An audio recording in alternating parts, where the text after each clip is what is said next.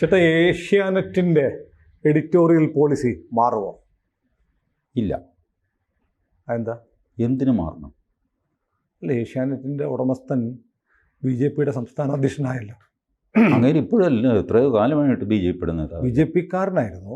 ഇപ്പോൾ പ്രസിഡൻ്റായെന്നല്ലേ, വേറെ വ്യത്യാസമൊന്നും ഉണ്ടായിട്ടില്ല. അല്ല, കേരളത്തിലെ BJP പ്രസിഡൻ്റ് ആയതുകൊണ്ട് പാമ്പ് പടം പൊഴിക്കുന്ന പോലെ വേറൊരു മനുഷ്യനായിട്ട് മാറിയുന്നുണ്ടോ? He was in BJP for the past several years. He was the candidate in Trivandrum. അപ്പോഴൊന്നും മാറാത്ത ഏഷ്യാനെറ്റിൻ്റെ പോളിസി ഇപ്പോൾ മാറേണ്ട കാര്യം എന്താ?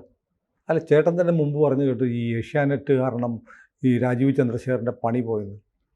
പണി പോയെന്നല്ല, രാജീവ് ചന്ദ്രശേഖറിനെ തോൽപ്പിക്കാനായിട്ട് ഓവർ ടൈം പണിയെടുത്ത ഏഷ്യാനെറ്റുകാർ. ഞാൻ പറഞ്ഞത് മുതലാളിയെ തോൽപ്പിക്കാനായിട്ട് ഓവർ ടൈം പണിയെടുത്ത ആദ്യത്തെ ചാനലാണ് Asianet. That was A troll, but ഞാൻ അത് ഓണപ്പ് ചെയ്യുന്നു, ഞാനങ്ങനെ പറഞ്ഞതാണ്. അതൊരു തമാശയാണ്, പക്ഷേ സത്യമാണ്. പക്ഷേ അങ്ങനെ ചെയ്യുന്നതിൽ വൈരുദ്ധ്യമൊന്നും ഞാൻ കാണുന്നില്ല. ഇപ്പോൾ കുറച്ച് പുറകോട്ട് പോയാൽ ഇന്ത്യ വിഷൻ എന്ന ചാനലുണ്ടായിരുന്നു. ആ ഇന്ത്യ വിഷൻ ചാനലാണ് കുഞ്ഞാലിക്കുട്ടിയുടെ ഒരു നൊട്ടോറിയസ് ഐസ്ക്രീം സ്റ്റോറി ബ്രേക്ക് ചെയ്ത് ഇന്ത്യ വിഷൻ്റെ chairman KM Muneer. KM Muneer വലിയ ധർമ്മസങ്കടത്തിലായി. KM മുനീർ ഇതുപോലെയാണ്, അദ്ദേഹം ചാനലിൻ്റെ എഡിറ്റോറിയൽ പോളിസിയിൽ ഇടപെടില്ല. ചാനലിൻ്റെ എഡിറ്റോറിയലും സർവസ്വമായിട്ടിരിക്കുന്നത് നികേഷ് കുമാർ ഇത് രാപകലില്ലാതെ ഈ സ്റ്റോറി അങ്ങ് അടിച്ച് വഷളാക്കി കേരളം മൊത്തം കുഞ്ഞാലിക്കുട്ടിക്ക് വഴിയിറങ്ങി നടക്കാൻ മേലാതെയായി. KM മുനീർ ഇടപെട്ടില്ല. KM മുനീർ മുസ്ലിം ലീഗിൻ്റെ നേതാവ്, കുഞ്ഞാലിക്കുട്ടി അതിലും വലിയ നേതാവ്. എല്ലാവരും അന്തം വിട്ടുപോയി, ഇതെന്താ ഈ മുനീർ എന്താ ഇങ്ങനെ ചെയ്യുന്നത്? മുനീർ പറഞ്ഞു, ഞാനതിൽ ഇടപെടാറില്ല. ഒടുവിൽ ഒരു കണക്കിന് അത് അവസാനിച്ചു. മുനീറിന് ഒരുപാട് പാർട്ടിക്കുള്ളിൽ വല്ലാതെ വിഷമിച്ചു മുനീറെന്ന്. But he stuck to his policy, ഞാൻ ഇടപെടുകയില്ല. ഇത് കഴിഞ്ഞ് ഇത് തീർന്നു എന്ന് വിചാരിച്ചു കഴിഞ്ഞപ്പോൾ അടുത്ത സാധനം വന്നു, അതും കുഞ്ഞാലിക്കുട്ടിക്കെതിരെ. നേരത്തെ ഉണ്ടായിരുന്ന കേസ് കാശ് കൊടുത്താണ് തീർത്തത്, ആ കാശ് ഞാനാണ് തന്നതെന്ന് പറഞ്ഞിട്ട് കുഞ്ഞാലിക്കുട്ടിയുടെ ഒരു ബന്ധു വന്ന് ഇന്ത്യ വിഷനിൽ അടിച്ചു. തുടങ്ങി അടുത്ത വളവും കിടക്കപ്പുറതിയില്ലാതെ ഒരു 2 ആഴ്ച 3 ആഴ്ച ആ സാധനം. അപ്പോഴും മുനീർ ഇടപെട്ടില്ല.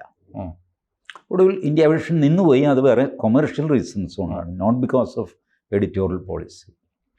അപ്പോൾ രാജീവ് ചന്ദ്രശേഖർ ഇത്രയും ബഹളമെല്ലാം നടന്നിട്ട് അദ്ദേഹത്തിൻ്റെ ചാനലിൻ്റെ എഡിറ്റോറിയൽ പോളിസിയിൽ ഇടപെട്ടിട്ടില്ല.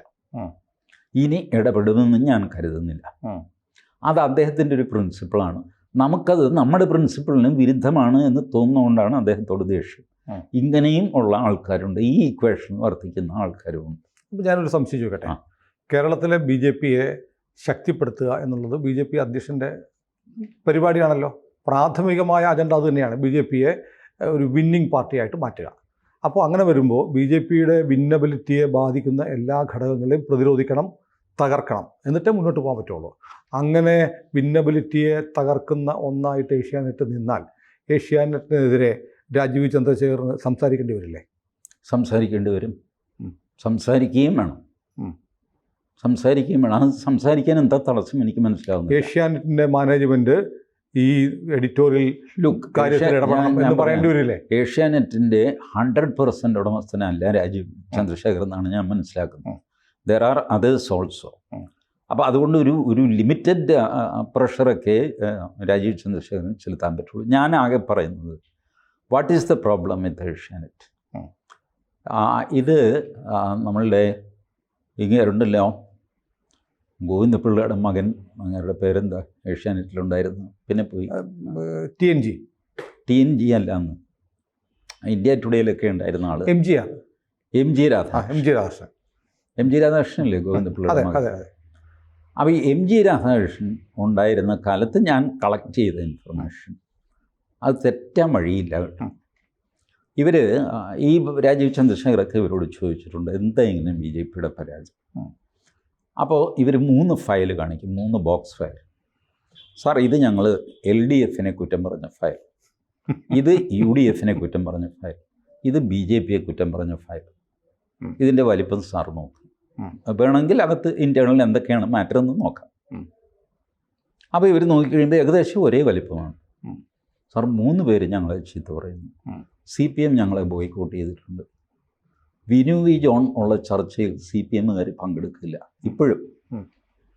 പിന്നെ മാർച്ച് നടത്തിയിട്ടുണ്ട്. മാർച്ച് നടത്തിയിട്ടുണ്ട്, വഴക്കുണ്ടായിട്ടുണ്ട്, ഒക്കെ ഉണ്ട്. UDFുമായിട്ടും പലപ്പോഴും ഞങ്ങൾ, പ്രത്യേകിച്ച് ആ സരിത കേസൊക്കെ വന്നല്ലോ, സോളാർ കേസ് വന്നു കഴിഞ്ഞപ്പോൾ കോൺഗ്രസ് വല്ലാതെ വറീഡായി. എനിക്ക് ഓർമ്മയുണ്ട്, ഉമ്മൻചാണ്ടി തോറ്റ് കഴിഞ്ഞിട്ട് ഇറങ്ങുന്നതിന് തൊട്ട് മുമ്പുള്ള, മുഖ്യമന്ത്രി സ്ഥാനം രാജിവെക്കുന്നതിന് തൊട്ട് മുമ്പ്, രാജ്ഭവനിലേക്ക് പോവുകയാണ് രാജിവെക്കാൻ. അതിന് മുമ്പുള്ള പത്രസമ്മേളനത്തിൽ ഏഷ്യാനെറ്റിനെ നോക്കിക്കൊണ്ട് ഉമ്മൻചാണ്ടി പറഞ്ഞു, വലിയ സന്തോഷമുണ്ട് കേട്ടോ ചെയ്തു തന്ന ഉപകാരത്തിന്. ഹൃദയം പൊട്ടി അത് പറഞ്ഞത്. പിന്നെ ഉമ്മൻചാണ്ടി ആയതുകൊണ്ട് മുഖത്ത് ചിരി ഉണ്ടായിരുന്നു, പക്ഷേ അസാമാന്യമായ വേദനയിൽ കറന്ന ചിരി.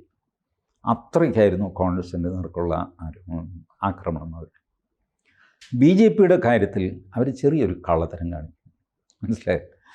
ഈ 2 പേരെയും സത്യസന്ധമായ കാര്യങ്ങൾ വെച്ചിട്ടാണ് CPMനെയും കോൺഗ്രസിനെയും ഏഷ്യാനെറ്റ് എതിർക്കുന്നതും വിമർശിക്കുന്നതും. BJPയുടെ കാര്യത്തിൽ അങ്ങനെയല്ല. ഇല്ലാത്ത കാര്യങ്ങളും അതിശയോക്തിയും അയുക്തിയും കുയുക്തിയും എല്ലാം ചേർത്തിട്ട് ഇഷ്യൂ ഉണ്ടാക്കിയിട്ട് ജാർഖണ്ഡിലെ ഉദ്ദണ്ഡപൂരിൽ ഒരു കന്യാസ്ത്രീയെ ബജരംഗ് കളാൻ തുറച്ചു നോക്കി എന്നൊക്കെ പറഞ്ഞിട്ട് അത് അങ്ങനെയാണ് ഈ ഫയൽ വലുതാകുന്നത്.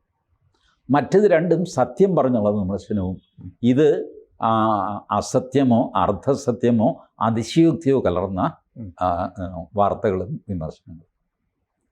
ഈ 3ാമത്തെ ഫയൽ രാജീവ് ചന്ദ്രശേഖർ തുറന്നു നോക്കിക്കഴിഞ്ഞാൽ അദ്ദേഹത്തിന് മനസ്സിലായതിനെ എങ്ങനെ ഈ ഫയൽ ഇത്ര വലുതായി. ഇതാണ് ഏഷ്യാനെറ്റ് കാണിക്കുന്ന കള്ളത്തരം. അതേസമയം ഏഷ്യാനെറ്റിന് ആ കള്ളത്തരം കാണിക്കാൻ അവകാശമുണ്ട്. ഒരു പ്രൈവറ്റ് ചാനലിന് അവരുടെ പോളിസി വെച്ചിട്ട് കൊണ്ടു നടത്താൻ അവകാശം. രാജീവ് ചന്ദ്രശേഖർ ആ ഫയൽ ഒന്ന് തുറന്നു നോക്കിയിരുന്നെങ്കിൽ എന്ന് TG പറഞ്ഞു. അദ്ദേഹം ഇനിയെങ്കിലും തുറന്നു നോക്കേണ്ടി വരില്ലേ?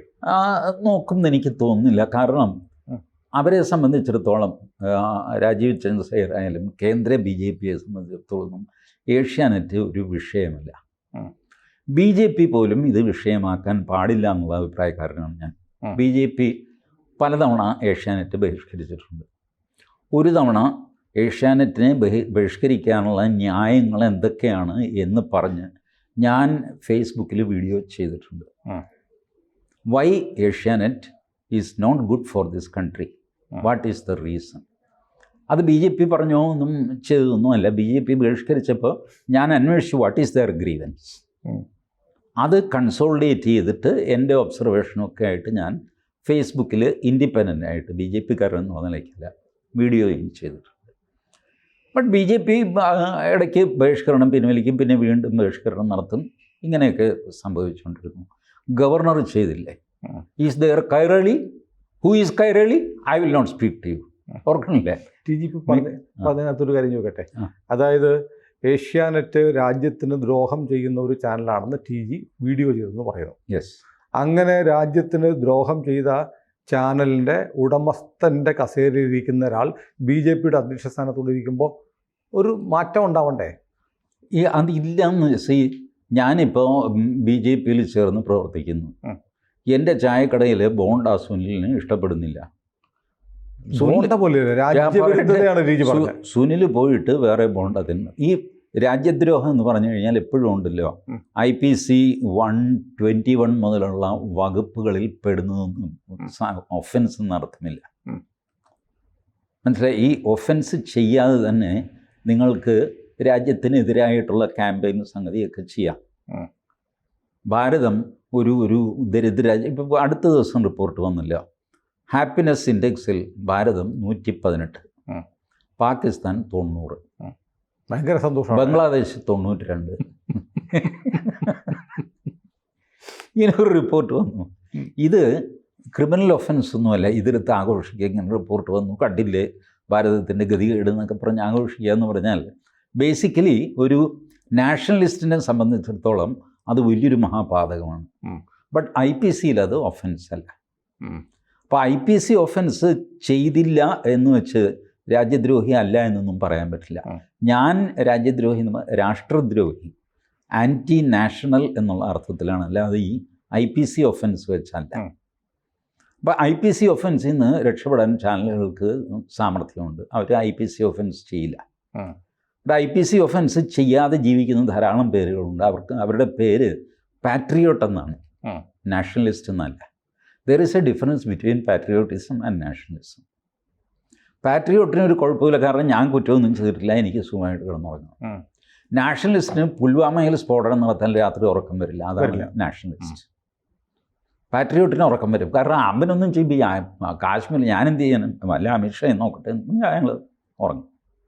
This is the difference. അപ്പോൾ ചാനൽ രാജ്യദ്രോഹ പ്രവൃത്തികൾ ബൈ ആൻഡ് ലാർജ് കൂടെ ആ ടെൻഡൻസി കാണിക്കുന്നു. അത് സത്യമാണ്.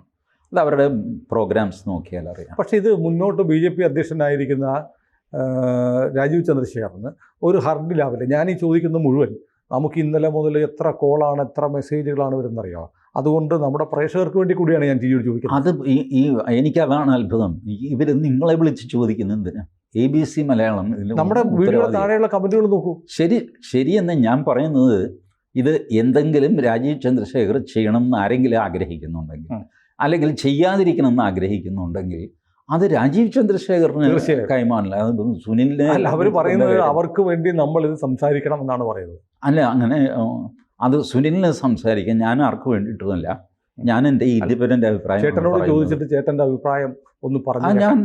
അതല്ല ഞാൻ പറയുന്നത്. ഞാൻ പറയുന്നത് ഇപ്പോൾ MK മുനീർ കുഞ്ഞാലിക്കുട്ടി ആ പ്രശ്നത്തിൽ മുസ്ലിം ലീഗിന് ഡാമേജ് ഉണ്ടായില്ലേ? കുറച്ചുണ്ടായി കാണും. കുഞ്ഞാലിക്കുട്ടി ആ വർഷം തോക്കുകയൊക്കെ ചെയ്തു. അത് കഴിഞ്ഞുള്ള തെരഞ്ഞെടുപ്പിൽ 24,000 വോട്ടിൻ്റെ ഭൂരിപക്ഷത്തിൽ കുറ്റിപ്പുറത്ത് നിന്ന് കുഞ്ഞാലിക്കുട്ടി തന്നെ ജയിച്ചു വരികയും ചെയ്തു. ഇപ്പോഴും കുഞ്ഞാലിക്കുട്ടി MLA ആകുന്നു, MP ആകുന്നു. ഈ സ്റ്റിൽ ദെയർ. ചേട്ടൻ നേരത്തെ പറഞ്ഞ 3 സെറ്റ് ഫയലുകളുണ്ടല്ലോ, LDF, UDF, BJP. ഈ ഫയലുകളല്ല വേണ്ടത്. എൻ്റെ അഭിപ്രായത്തിൽ ഹിന്ദു, മുസ്ലിം, ക്രിസ്ത്യൻ 3 സെറ്റ് ഫയൽ വേണം. അങ്ങനെ ഉണ്ടെങ്കിൽ ഒരു ഫയൽ മാത്രം മല പോലെ ഉണ്ടാവും. അത് ഹിന്ദു വിരുദ്ധതയുടെ ഫയലായിരിക്കും ഏഷ്യാനെറ്റിൽ. ആയിരിക്കാം അവരിപ്പോൾ, കാരണം ഇതിൽ ഹിന്ദു സംഘടനകളല്ല ഈ കംപ്ലൈൻറ്റ്, BJP ആണ് കംപ്ലൈൻറ്റ് ചെയ്യുന്നത്. അപ്പോൾ അവർ BJPയുടെ ഫയൽ ഉണ്ടാക്കും. ഹിന്ദു സംഘടനകൾ കംപ്ലൈൻറ്റ് ചെയ്യട്ടെ. അപ്പോൾ സുനിൽ പറഞ്ഞ ജാതി ഫയലൊരു വിഷയമുണ്ട്. ഇപ്പോൾ MG രാധാകൃഷ്ണൻ പോയതിനു ശേഷം ഫയലോ സംഗതിയോ ഒന്നും ഉള്ളതായിട്ട് എനിക്കറിയില്ല. MG രാധാകൃഷ്ണൻ ഒരു നിർബന്ധം ഉണ്ടായിരുന്നു, ഈ ഉരൽ വിഴുങ്ങുമ്പോൾ വിരൽ കൊണ്ടെങ്കിലും ഒന്നും മറയ്ക്കണം എന്നുള്ള ഒരു നാണം ആ മനുഷ്യനുണ്ടായിരുന്നു. ഇപ്പോൾ അങ്ങനെയൊന്നും ഉള്ളതായിട്ട് എനിക്ക് അറിയാം. ഒരല്ലെങ്കിൽ ഒരല്. ഏതായാലും നമ്മൾ കേൾക്കാതിരിക്കട്ടെ എന്ന് ഞാൻ ആഗ്രഹിക്കുന്നു. രാജീവ് ചന്ദ്രശേഖരന് നമ്മൾ ഇന്നലെയൊക്കെ ആശംസകൾ നേർന്നു. ഇങ്ങനെ ഒരുപാട് ആളുകൾക്ക് BJP അനുഭാവികൾക്ക് ഞാനൊരു കാര്യം പറയട്ടെ. രാജീവ് ചന്ദ്രശേഖരനെ ഏഷ്യാനെറ്റിൽ നിന്ന് നിങ്ങൾ ഡീലിംഗ് ചെയ്യുക. He's an investor in Asianet. Of course he may have some influence in the management also. But പല പത്രങ്ങളും പല മാസികകളും പല ചാനലുകളും ഇപ്പോഴും നടക്കുന്നുണ്ട് എഡിറ്റോറിയൽ പോളിസിയിൽ ഇടപെടരുത് എന്നുള്ള കണ്ടീഷനിൽ. എഡിറ്റോറിയൽ പോളിസിയിൽ ഇടപെട്ടതിൻ്റെ പേരിൽ രാജിവെച്ച പത്രപ്രവർത്തകർ കേരളത്തിൽ തന്നെയുണ്ട്. ഇതാണ് മുതലാളി പറഞ്ഞ് കേൾക്കാനാണെങ്കിൽ ഞാനില്ല എന്ന് പറഞ്ഞുകൊണ്ട്. അങ്ങനെ കുറേ പേര് രാജിവെച്ചിരുന്നെങ്കിൽ അല്ല, രാജികളൊക്കെ സംഭവിക്കുന്നത് അതിൻ്റെ പുറകിൽ മോട്ടീവൊന്നും ആരോപിക്കുകയൊന്നും വേണ്ട. ഏതായാലും ഞാൻ പറയുന്നത് എന്നെ സംബന്ധിച്ചിടത്തോളം സിറ്റുവേഷനിൽ ഒരു ചേഞ്ചും വന്നിട്ടില്ല. ഏഷ്യാനെറ്റിൻ്റെ സിറ്റുവേഷൻ. രാജീവ് ചന്ദ്രശേഖർ നേരത്തെ സ്ഥാനാർത്ഥിയായിരുന്നു, കേന്ദ്രമന്ത്രിയായിരുന്നു, ഇപ്പോൾ സംസ്ഥാന BJPയുടെ പ്രസിഡൻ്റാണ്. അതുകൊണ്ട് ഞങ്ങൾക്കെന്താ? ഇതാണ് ഏഷ്യാനെറ്റിൻ്റെ ഇപ്പോഴത്തെ സ്ഥിതി. അതങ്ങനെ ഞാൻ വേറൊരു കാര്യം പറയട്ടെ. ഏഷ്യാനെറ്റ് പോളിസി മാറ്റിയെന്ന് വെച്ചോ, സിന്ധു സൂര്യകുമാർ, വിനു വി ജോൺ, PG സുരേഷ് കുമാർ 3 പേർക്ക് രാജിവെക്കേണ്ടി വരും. അവർ പറഞ്ഞതിന് തിരിച്ചവർക്ക് പറയാൻ പറ്റും. അവരുടെ ക്രെഡിബിലിറ്റി പോകും, ചാനലിൻ്റെ ക്രെഡിബിലിറ്റി പോകും. സാവകാശം മാറാം, ഒറ്റയടിക്ക് മാറാതെ. അല്ല, ഈ സാവകാശം മാറുന്നത് വളരെ ശ്രദ്ധിച്ച് മാറണം. കാരണം ഇതൊക്കെ ഒരു കൾച്ചറാണ്. ഏഷ്യാനെറ്റിൽ എനിക്ക് ഓർമ്മയുണ്ട്, ഒരു 12 വർഷം മുമ്പ് ഒരാൾ ഗൗരവത്തിൽ തന്നെ എന്നോട് സംസാരിച്ചു. അയാളിപ്പോൾ ഏഷ്യാനെറ്റിലില്ല. ഏഷ്യാനെറ്റിലുള്ള സമയത്ത് പ്രോ ഹിന്ദു വാർത്തകളാണ് മുഴുവൻ ഗ്രൗണ്ട് ലെവലിൽ നിന്ന് വരുന്നത്. ഇത് എഡിറ്റോറിയൽ സപ്രസ് ചെയ്യുന്നു, ആൻറ്റി ഹിന്ദു വാർത്ത കൊണ്ടുവരാൻ പറയുന്നു. അങ്ങനെ പറഞ്ഞ് ഫീൽഡിലുള്ള റിപ്പോർട്ടർമാർക്ക് ഏത് വാർത്തയാണ് എഡിറ്റോറിയൽ, കാരണം ഇയാൾ ബുദ്ധിമുട്ടി ഒരു വാർത്ത ചെയ്ത് അങ്ങോട്ട് അയച്ചു അത് കൊടുക്കുമ്പോൾ ഏറിയില്ല. അത് എയർ ചെയ്തില്ലെങ്കിൽ അയാൾക്കുണ്ടാകുന്ന ദുഃഖമുണ്ടല്ലോ. അങ്ങനെ റിപ്പോർട്ടർമാരെ പരുവപ്പെടുത്തിയ ഒരു എഡിറ്റോറിയലാണ് ഈ ഏഷ്യാനെറ്റിനുള്ളത്. അതിലെ മുഖ്യ 3 പ്രമുഖന്മാരാണ് PG Suresh Kumar, Sidhu Sooryakumar, Vinu V John. ഇതിൽ take it from me, Vinu V ജോണും സിന്ധു സൂര്യകുമാറും ചിലപ്പോൾ ഒരല്പം കോംപ്രമൈസ് ചെയ്യാൻ തയ്യാറാകും. PG സുരേഷ് കുമാർ ഒരു കാലത്തും ഇത് ചെയ്യില്ല, കോംപ്രമൈസ് ചെയ്ത്. ഇത്ര ഹിന്ദു വിരുദ്ധനായ വേറൊരാളിനെ ഏഷ്യാനെറ്റിൽ കാണാൻ പ്രയാസം. I have spoken to him കേട്ടോ, വളരെ കോടിയിലായിട്ട് ഞങ്ങൾ പലതവണ സംസാരിച്ചിട്ടൊക്കെയാണ്. ബട്ട് ഐ നോ അദ്ദേഹത്തിൻ്റെ അസ്ഥിക്ക് പിടിച്ച, മജ്ജയിൽ പിടിച്ച ഹിന്ദു വിരോധം വേറൊരു TV പേഴ്സണൽ കാണാൻ പ്രയാസം. ഏതായാലും നമ്മുടെ so he will not change. Therefore, you cannot change the editorial policy of Asianet because that will be the end of Asianet. ഹിന്ദു വിരുദ്ധത എന്ന് അപ്രത്യക്ഷമാകുന്നു, അതോടെ ഏഷ്യാനെറ്റ് തകർന്നു പോകും. കാരണം അത്രയധികം ഇവർ സ്പ്രെഡ് ചെയ്ത്, ഞാൻ പറഞ്ഞില്ലേ, റിപ്പോർട്ടർമാരെയൊക്കെ ശാസിച്ച് ഈ രീതിയിൽ ചിന്തിപ്പിച്ച്, it's a matter of their survival also. ഇത് ചെയ്യുന്നത് ശരിയല്ല എന്ന് അവർക്കറിയാം. പക്ഷേ അവർക്ക് ജോലി വേണ്ടേ, വരുമാനം വേണ്ടേ, ശമ്പളം വേണ്ടേ, കുടുംബം നടത്തണ്ടേ. അതുകൊണ്ട് അവർ ഈ ഡെസ്കിന് ഇഷ്ടപ്പെട്ട്, ഈ ഡെസ്ക് പറയും നിങ്ങൾ മുതലാളിമാർ എഡിറ്റോറിയൽ പോളിസിയിൽ ഇടപെടരുതെന്ന് പറയും. ഇതുപോലെ റിപ്പോർട്ടർ അയക്കുന്ന സത്യസന്ധമായ വാർത്ത കാണിക്കാനും എഡിറ്റോറിയൽ തയ്യാറാകുന്നുണ്ട്. അയാൾക്കുമില്ലേ അഭിപ്രായ സ്വാതന്ത്ര്യം, അയാളൊരു വ്യക്തിയാണല്ല. അയാൾ ഉത്തമ ബോധ്യത്തിൽ വീഡിയോ അടക്കം ചെയ്തു കൊടുക്കുന്ന ഒരു വാർത്ത അത് കൊടുക്കാതെ വേറെ വാർത്ത കൊണ്ടുപോവുക എന്ന് പറയുന്നത് എന്ത് മര്യാദയാണ്? അപ്പോൾ എനിക്ക് ഫാസിസം ആകാം, എന്നോട് ഫാസിസം പാടില്ല. ഇതാണ് ഈ എഡിറ്റോറിയലിൻ്റെ ധാർഷ്ട്യം. അതുകൊണ്ടാണ് ടൈംസ് ഓഫ് ഇന്ത്യക്ക് ചീഫ് എഡിറ്റർ ഇല്ല, അറിയാമോ? സമീർ ജയൻ പറഞ്ഞു, ഇന്ന് എഡിറ്റർ എന്താ അയാൾ ചെയ്യുന്നത്?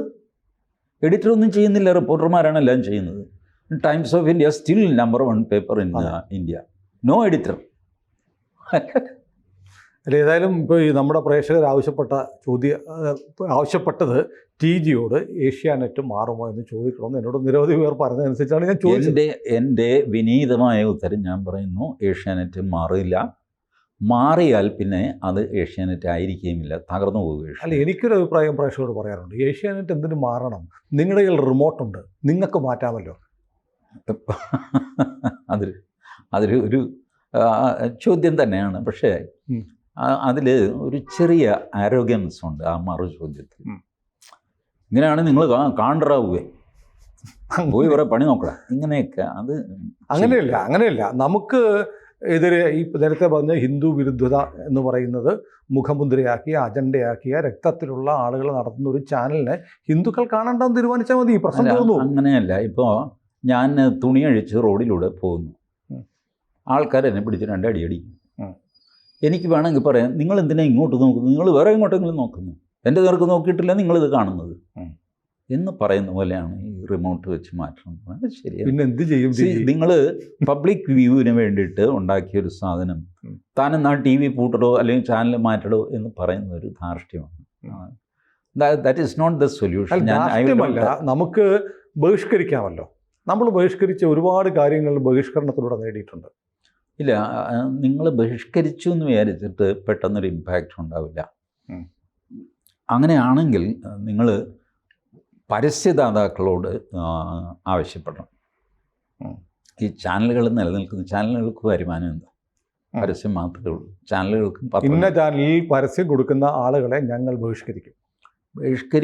ഡോണ്ട് ഡു ദാറ്റ് എന്ന് പറഞ്ഞിട്ട് ഈ ഇപ്പോൾ നിങ്ങൾ വലിയ പരസ്യക്കാരൊക്കെ ഉണ്ടല്ലോ, ഈ ഏഷ്യൻ പെയിൻറ്റ്സ്, ഇതുപോലെയുള്ള പിഡിലൈറ്റ്, പിന്നെ ഭീമ പോലെയുള്ള ജ്വല്ലറികൾ, ഇൻഷുറൻസ് കമ്പനികൾ, ഭീമ ചെയ്തു എന്ന് വരില്ല, കേരള ബേസ്ഡ് അഡ്വർടൈസ്മെൻറ്റ്സ് അവർ ചെയ്ത് they will not go with a war with any channel. കാരണം അവർക്ക് അത് മുതലാവില്ല.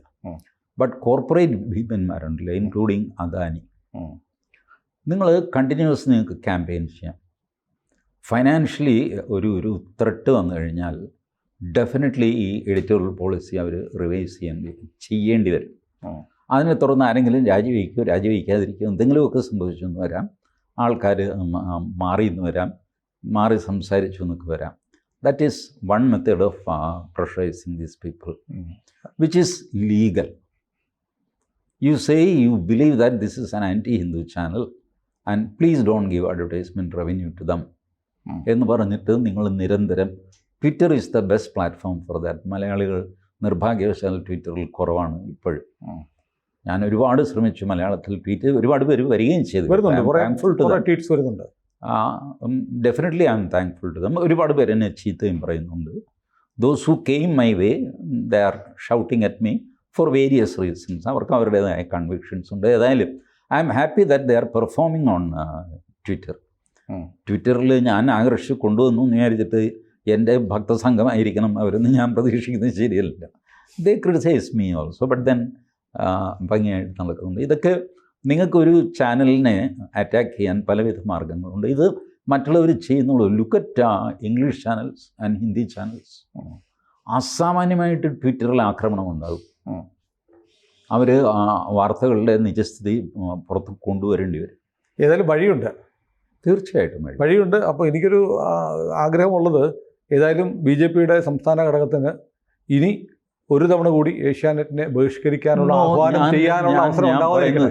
My request to RC and his team is that you ignore these things. ഈ ഒരു ചാനലിൻ്റെ പുറത്തൊന്നും അല്ല ഒരു പാർട്ടി വളരുന്നതും വളരേണ്ടതും. നിങ്ങൾ യൂസ് സോഷ്യൽ മീഡിയ ഇഫക്റ്റീവ്ലി. ഇത് ചെയ്തു കഴിഞ്ഞാൽ മെയിൻ സ്ട്രീം മീഡിയ നിങ്ങളുടെ പിന്നാലെ വരും. മെയിൻ സ്ട്രീം മീഡിയയോട് പറയുക, നിങ്ങൾ വല്ലാതെ ഞങ്ങളെ കള്ളം പറഞ്ഞ് ആക്രമിക്കുന്നു. We are not interested in your channel. അയ്യോ അതങ്ങനെയല്ല സാർ, അത് അന്ന് അബദ്ധം പറ്റിപ്പോയതാണ്. Okay, you offer an apology, then I will come tomorrow. ഈ പറയുന്ന സ്ഥിതിയിലേക്ക് നിങ്ങൾ വരും if you effectively use social media. Look at Annamalai. Annamalai mainstream മീഡിയയെ ബേസ് ചെയ്തിട്ടല്ല, സോഷ്യൽ മീഡിയയാണ് ബേസ്. മെയിൻ സ്ട്രീം മീഡിയ അണ്ണാമലയെ അങ്ങോട്ട് ചെന്ന് കാണും.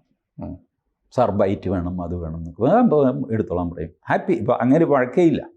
ഒരു ചാനലുമായിട്ടും അണ്ണാമലൈ ഏറ്റുമുട്ടിയിട്ടില്ല. സകല ചാനലും DMKയുടെ കയ്യിലാണ് ഇരിക്കുന്നത്. ഭൂരിപക്ഷം ചാനലുകൾ എൻ്റർടൈൻമെൻറ്റ് ചാനൽ അവരുടെയാണ്. വലിയ നെറ്റ്വർക്ക് സൺ നെറ്റ്വർക്കാണ്.